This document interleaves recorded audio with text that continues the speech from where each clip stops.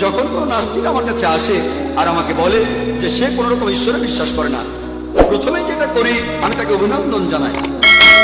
আপনারা ভাবতে পারেন আমি কেন নাস্তিককে অভিনন্দন জানাচ্ছি। আমি যে কারণে নাস্তিককে অভিনন্দন জানাচ্ছি সেটা হলো সে চিন্তা করে বেশিরভাগ মানুষই অন্ধভাবে বিশ্বাস করে। উনি খ্রিস্টান কারণ ওনার বাবা খ্রিস্টান, উনি হিন্দু কারণ ওনার বাবা হিন্দু, উনি মুসলিম কারণ ওনার বাবা একজন মুসলিম।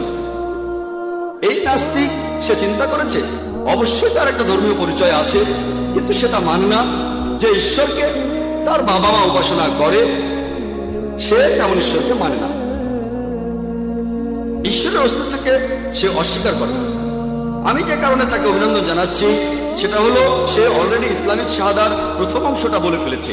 ইসলামিক ধর্মবিশ্বাসের প্রথম কথার প্রথম অংশটা সে বলে ফেলেছে, লা ইলাহা, কোনো উপাস্য নেই। আমাকে যেটা করতে হবে, প্রমাণ করতে হবে ইল্লাল্লাহ, আল্লাহ ব্যতীত। সেটা আমি করবো ইনশাআল্লাহ। এখানে আমার কাজের অর্ধেকটা হয়ে গেছে। অমুসলিমদের ক্ষেত্রে প্রথমে তাদেরকে এটা বোঝানো লাগবে যে তারা যে ঈশ্বর উপাসনা করে সে সত্যিকার ঈশ্বর নয়। এখানে আমার কাজের অর্ধেকটাও হয়ে গেছে। সেই নাস্তিক মেনে নিয়েছে কোনো উপাস্য নেই।